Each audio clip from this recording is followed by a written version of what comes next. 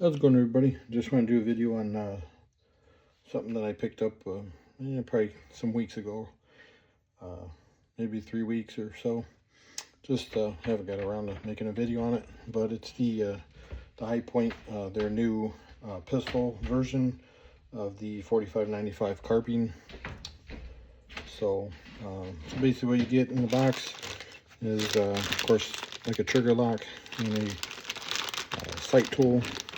And I believe it's also the tool for the trigger lock. I believe it's a sight tool. I didn't honestly look at it. But other than that, you pretty much just get your manual and then warranty stuff.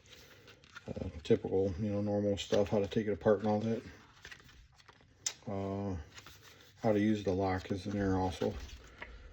But came with one magazine, came with a factory sling, and here's some of the extra parts. I just put them back in here, and also the little loop that threads in for your sling. I didn't use this one because I'll show you how I got the other one set up, or the other end of the sling set up. But so this one is the carbine, or I'm sorry, the camel version. I seen it and it was pretty cool. This one did come with a brace. I probably would have opted without the brace, but it was just kind of like availability. It's kind of hard to get a hold of. But so I kind of got whatever I can get. So get the box out of the way. So here it is. I think it's pretty cool looking.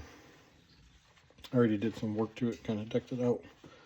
I already shot 150 rounds to it. It's been pretty good. Nice and reliable. So it does have a 14.5-inch barrel, from barrel to end of the foot to the breech. So this is 14.5 inches. It is threaded, so if you want to put some sort of muzzle brake or a suppressor, it's threaded for your standard 45 auto thread, a 0.578 by 28. Yeah, so 0.578 by 28, that's what it is. So it is threaded. It doesn't come with the side Picatinny rail. I ended up getting that through HiPoint. It did come with the bottom Picatinny rail, and I added a Magpul AFG on it. So if you get the side rail through HiPoint, it comes with 2 longer screws, so that way you can attach them to the other rail on the back here. So on the back, I put one of the Braun flashlights. That's the Streamlight clone that Harbor Freight made. And then, so here's the other loop for this thing. It actually attaches to this rail underneath. This rail like locks into these little slats in here in the handguard, and then it locks this like sling part here to that. And then on the back side, I took this bottom screw out and then threaded this little swivel sling loop into the back of the gun here. Of course, it has your standard rail on the top. So if you don't like this sight arrangement, you can remove it and put some sort of flip-up sight. I'm going to leave it personally. And of course, your front is just a standard post. And I am going to put a red dot here eventually. Hopefully it'll co-witness with the sights and irons. That way I can keep it all together. The trigger does seem pretty decent. It's not bad. It is unloaded, by the way.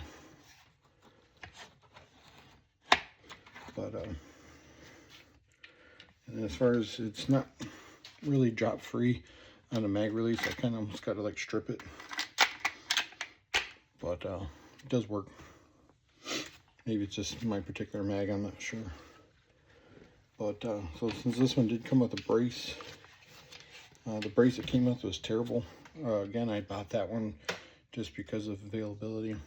I thought it was supposed to come with the rail section too, so if you put any kind of Picatinny rail brace or stock on it, I thought it came with it, but it doesn't. You have to buy that separate, unless you get it without a brace. So I did order it just in case if I was going to use it. So I just threads in, and it's got the little short rail section here, and also a screw. Kind of tells you how to do it. So here's the brace it came with. It is aluminum.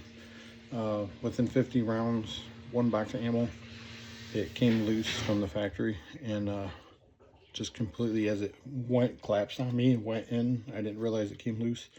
It just put a nice, just deep score in the tube, and it's all crooked, like coming down. You know, as it went down, it like moved, and so it's all jacked up.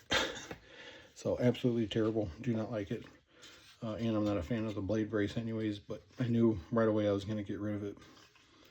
It would have been better if they would have put some sort of indentations in here for the screw, so it wouldn't kind of get out or walk out of that little slot, or, you know, or not a slot, but you know, it would hopefully keep it in place, you know. But there's nothing, it's just a solid round tube. But anyways, get rid of it. So this aluminum piece here is threaded for a standard AR tube, or standard AR-15 buffer tube thread. So I just bought a Timber Creek mil spec buffer tube, 6 position I believe it is, and put the SB Tactical brace on it. And I also bought a CMMG castle nut. It's not staked or nothing, but it's just on there just to kind of put pressure on the back of this. It does help out, I think. And then also on Amazon, I bought this, which I had one on my other brace.